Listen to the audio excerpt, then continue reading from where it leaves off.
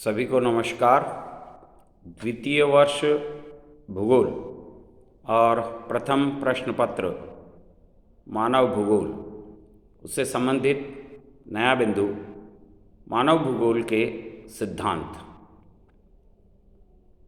उसमें आज हम मानव भूगोल के सिद्धांत के अंतर्गत वातावरण समायोजन का सिद्धांत, the principle of environmental adjustment के बारे में जानकारी प्राप्त करेंगे।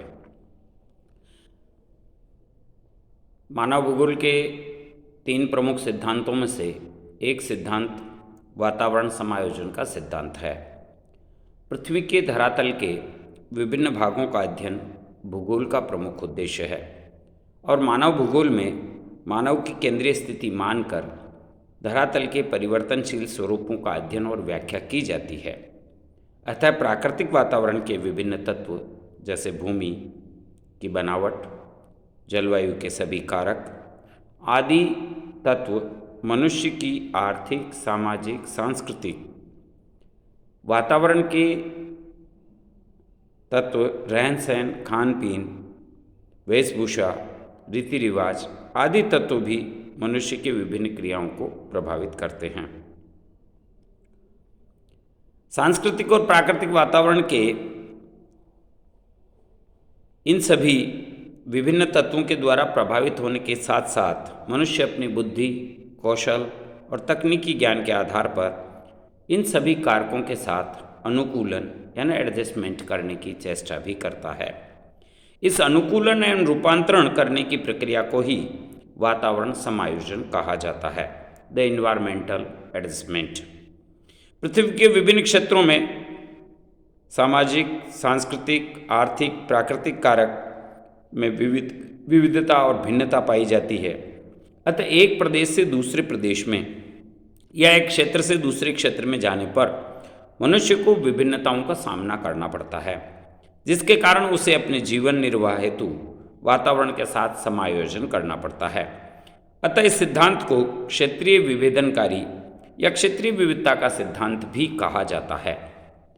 पृथ्वी का ऊपरी भाग, जिसे हम भूपर्पटी कहते हैं, अनेक विविधताओं से युक्त है।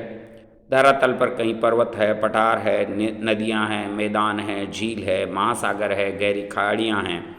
ये सब विविधताएं भरी हुई हैं। इसी प्रकार जल और स्थल के वितरण में भी विभिन्नता है, उसमें भी असमानता है, विषमता है। उत्तरी गोलार्ध में स्थल भाग अधिक है, दक्षिणी गोलार्ध में जल भाग अधिक है। जलवायु के विभिन्न कारक हम सब जानते हैं। तापमान में भिन्नता होती है, वर्षा के वितरण में भिन्नता है, कहीं पर पाला पड़ता है, कहीं ओस गिरती है, कहीं आर्द्रता अधिक है, कहीं आर्द्रता कम है। वायु का दबाव और वायु की गति अलग अलग है, कहीं पर बर्फ है, कहीं पर रेतीले मरुस्थल हैं आदि का वितरण भी धरातल पर विषमता युक्त है। उदाहरण के लिए भूमध्य रेखीय क्षेत्रों में उच्च तापमान और तीव्र वर्षा का प्रभाव दिखाई देता है, जबकि रेगिस्तानी भागों में उच्च तापमान के साथ वर्षा बिल्कुल गायब है। भूमध्य रेखीय क्षेत्रों में वनस्पति की अति उपलब्धता है, तो रेगिस्तानी भागों में वनस्पति विहीनता है। इस प्रकार सांस्कृतिक वातावरण के सभी तत्व जो मनुष्य ने विकसित किए हैं, उनमें रहन सहन आ गया, हमारा खान पान आ गया, रीति रिवाज आ गए, परिवहन के साधन आ गए, उद्योग आ गए, बैंकिंग व्यवस्था आ गई, तकनीकी का ज्ञान आ गया। ये सब भी भूतल पर अत्यधिक विषमता के साथ उपलब्ध हैं। इन विविधताओं और विषमताओं के कारण एक क्षेत्र में मनुष्य जब दूसरे क्षेत्र या प्रदेश में जाता है तो धीरे धीरे वहाँ के वातावरण के अनुसार अपने आप को बदलने की कोशिश करता है, और यही वातावरण समायोजन का सिद्धांत कहलाता है। वातावरण समायोजन के लिए मनुष्य को 2 क्रियाओं का अनुसरण करना पड़ता है, या ये 2 क्रियाएं सहजता में हो जाती है, हमें दिखती नहीं है। हम एक स्थान से दूसरे स्थान पर वातावरण का अनुकूलन करते हैं, आप लोग भी करते हैं, होता है, अपने आप भी होता है, परंतु कुछ प्रक्रियाओं के तहत होता है। कुछ प्रक्रियाएं जो सैद्धांतिक हैं उनके बारे में मैं जानकारी दे रहा हूँ, कुछ प्रायोगिक हैं, व्यवहार में हैं, प्रैक्टिकली में, एप्लाइड एस्पेक्ट में हैं। वे अपने आप स्वतः ही मनुष्य या मनुष्य की जो पूरी मानव जाति है, ये एक स्थान से दूसरे स्थान पर प्रवास करती है, रोजगार के लिए, उद्योगों के लिए, काम के लिए, व्यापार के लिए या अन्य किसी कारणों से पूरे क्षेत्र विशेष में एक जाति एक स्थान से दूसरे स्थान पर जाती है, तो धीरे धीरे उनमें यह अनुकूलन की प्रक्रिया स्वतः होती है। तो दो प्रक्रियाएं हैं, दो प्रोसेस है। पहला है एडप्शन यानी अनुकूलन, दूसरा है रूपांतरण या परिवर्तन, मॉडिफिकेशन। पहला है एडप्शन, अनुकूलन। मनुष्य द्वारा वातावरण के विभिन्न कारकों के प्रभाव के अनुसार अपने आप को समायोजित करने की क्रिया को अनुकूलन कहते हैं।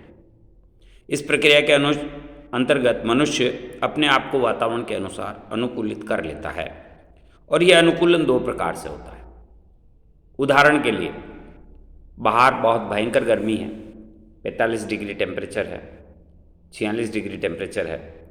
आप एसी रूम में घुसते हैं, यानी वह रूम, वह कक्ष जिसमें एयर कंडीशनर की उपलब्धता है, और एयर कंडीशनर में वहाँ पर तापमान, अंदर कमरे का तापमान उस समय में 22 डिग्री टेम्परेचर रखा हुआ है। कैसा महसूस करते हैं आप? 46 डिग्री टेम्परेचर में 3 घंटे 4 घंटे काम करने के बाद अचानक यदि आप 22 डिग्री टेम्परेचर में आधे टेम्परेचर पर कमरे में प्रवेश करते हैं, तो एकदम कैसा महसूस करते हैं? एक सेकंड के लिए सुकून, हल्का ठंडापन, और फिर धीरे धीरे आपकी बॉडी उसके अकॉर्डिंग एडजस्ट होएगी। यदि 3 से 4 घंटे आप उस एसी रूम में रह जाते हैं, तब आपकी बॉडी उसके अकॉर्डिंग अनुकूलन करती है। और फिर यदि वापस आपको 45 डिग्री 46 डिग्री टेम्परेचर में जाना हुआ, फिर कैसा महसूस करेंगे? अचानक हाई गर्मी, और फिर इन दोनों की अनुलोम विपरीतता के कारण हो सकता है आप जुकाम से भी ग्रसित हों, परंतु वह जुकाम कृत्रिम जुकाम है, वायरस का नहीं है, और धीरे धीरे आपकी बॉडी अनुकूलन करने लगती है। ये एक उदाहरण था एप्लाइड एस्पेक्ट का। तो अनुकूलन दो प्रकार से होता है। पहला आंतरिक अनुकूलन, इंट्रिनिक एडप्शन, और दूसरा होता है बाह्य अनुकूलन, बाहरी अनुकूलन। आंतरिक अनुकूलन के अंतर्गत मनुष्य वातावरण के अनुसार बोलचाल, खान पान, रहन सहन आदि के अनुसार अपने आप को बदलता है। देखिए, कोई बिहार से निकला है और मेवाड़ में, राजस्थान में आकर वह अपनी आजीविका कमाता है। आते ही तो मेवाड़ी नहीं बोलेगा, आते ही तो आपके सरवाड़ की भाषा नहीं बोलेगा वो, पर धीरे धीरे आपके शब्दों को पकड़ेगा और टोन उसका, लहजा वही रहेगा। सिंधी समाज का हम उदाहरण हमारे सामने देख सकते हैं। पाकिस्तान से माइग्रेट होकर आए, जीवन भर सिंधी बोलते रहे, और आप यदि सरवाड़ में रहने वाले किसी भी सिंधी की दुकान पर आप जाएंगे, तो आपसे वो हिंदी में और मेवाड़ी में बात करेगा और अपना सामान बेचेगा। तो समझ रहे हैं आप कि बोलचाल, खान पान और रहन सहन, तीनों चीज़ों में अनुकूलन होता है, बदलाव होता है।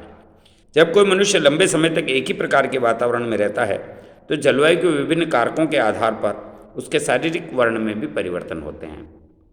हमारे इधर के कुछ बंधु चेन्नई चले जाते हैं, चेन्नई का टेम्परेचर, और यदि वो 2 पीढ़ी 3 पीढ़ी वहाँ रह गए, तो उनके आने वाले बच्चे चेन्नई के हिसाब से काले होंगे। हिमाचल का कोई बंदा है और ठंडे प्रदेश में रहता है, और वह मैदान में आ जाता है, तो उसको भी यहाँ गर्मी महसूस होगी। तो धीरे धीरे ये शारीरिक वर्ण में भी परिवर्तन होता है। यदि कोई यूरोपीय देशों का परिवार भारत के दक्षिणी भाग या उष्ण जलवायु में आए, जैसा मैंने अभी उदाहरण दिया, तो उसकी शरीर की त्वचा का रंग धीरे धीरे श्वेत से काला होगा। इस प्रक्रिया को भी आंतरिक अनुकूलन के अंतर्गत सम्मिलित किया जाता है। कुछ ऐच्छिक होती है, कुछ प्राकृतिक या अनैच्छिक होती है। कुछ यूरोपियन परिवार जब केरल में जाकर बसेगा, तो प्रतिदिन की आवश्यकताओं की वस्तुएं खरीदने बाजार जाना है, तो मलयाली भाषा नहीं जानता है, अतः मलयाली भाषा सीखनी है।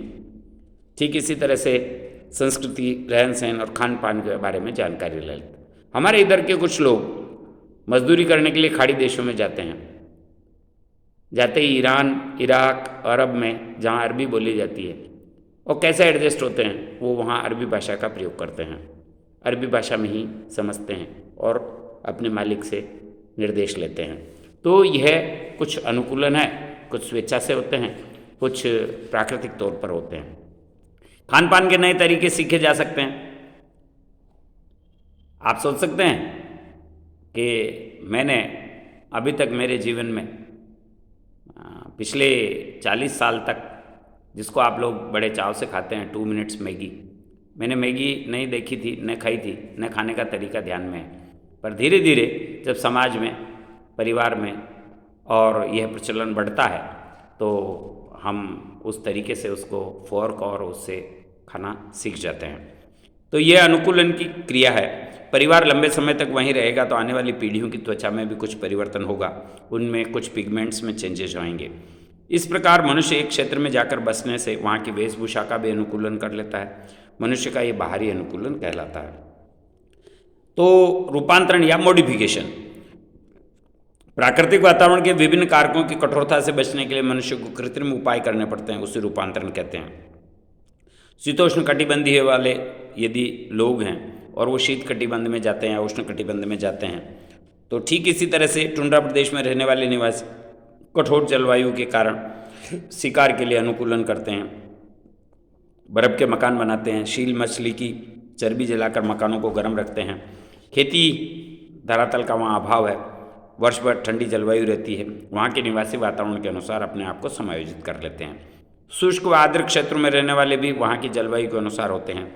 मनुष्य द्वारा प्राकृतिक और सांस्कृतिक वातावरण में परिवर्तन अपनी विभिन्न आवश्यकताओं की पूर्ति करने के लिए अपनी शक्तियों और रुचियों के अनुसार करता है। मनुष्य अनुपजाऊ भूमि में खाद्य डालकर उसे अपने ज्ञान के आधार पर उसे उपजाऊ बना लेता है। धरातल के विभिन्न भागों में निवास करने वाले मनुष्य अपनी रुचियों और शक्तियों के अनुसार या आवश्यकताओं के अनुसार उसमें परिवर्तन कर लेते हैं। प्रत्येक क्षेत्र में मनुष्य अपने क्षेत्र के साथ ही समायोजन का प्रयास भी करता है। अतः समायोजन का सिद्धांत प्रादेशिक है। समायोजन की क्रिया प्रक्रिया क्षण प्रतिक्षण चलती रहती है। वातावरण समायोजन में सार्वभौमिक समानता नहीं होती है, वरन स्थानिक भिन्नता होती है, और यह समायोजन का प्रादेशिक पक्ष है, रीजनल एस्पेक्ट ऑफ एडजस्टमेंट। इसमें स्थानिक भिन्नता के मुख्य कारक धरातल, उच्चावच, जलवायु, इसके अनुसार क्रियाशील मनुष्य है। टुंड्रा प्रदेश की शीत जलवायु में रहने वाले लोग खाल और समूर के वस्त्र पहनते हैं। भूमध्य रेखीय क्षेत्रों में रहने वाले कांगो बेसिन की पिग्मी जनजातियाँ अर्धनग्न अवस्था में रहती है। ऐसा विश्व स्तर के साथ ही प्रादेशिक स्तर पर भी होता है। उदाहरण के स्थान में भारतवर्ष के जम्मू और कश्मीर, हिमाचल प्रदेश में ग्रीष्मकाल में लोग ऊनी कपड़े पहनते हैं, जबकि दक्षिण भारत में भीषण गर्मी में सफ़ेद कपड़े या कॉटन का प्रयोग किया जाता है। इसी तरह से लोगों ने पर्वतीय क्षेत्रों में सीढ़ीदार खेती विकसित की है। स्विट्जरलैंड और फ्रांस में जाने के लिए इटली में आल्प्स ने सुरंग बना ली है। इस प्रकार पृथ्वी पर समायोजन की विभिन्न प्रक्रियाएं देखने को मिलती है। हमारे यहाँ के आर्मी के जवान जो सियाचिन ग्लेशियर में 45 डिग्री में रहते हैं, वे वहाँ समायोजन करते हैं। अगली बार उनकी ड्यूटी लगती है थार के मरुस्थल में और कच्छ के रण में, वो वहाँ समायोजन करते हैं। आसाम के जंगलों में और त्रिपुरा, मणिपुर, मेघालय में ड्यूटी लगती है, वो वहाँ समायोजन करते हैं। केरल, तमिलनाडु, मलयाली क्षेत्र में ड्यूटी लगती है, वो वहाँ समायोजित करते हैं। देश के विभिन्न भागों में जाकर शांति सेना के रूप में हमारे सैनिक काम करते हैं। श्रीलंका जाते हैं, अफ्रीका में जाते हैं, तो वहाँ उसके अनुसार अनुकूलन करते हैं। तो यह है मानव भूगोल का एक महत्वपूर्ण सिद्धांत, समायोजन का सिद्धांत। बहुत बहुत धन्यवाद, आभार।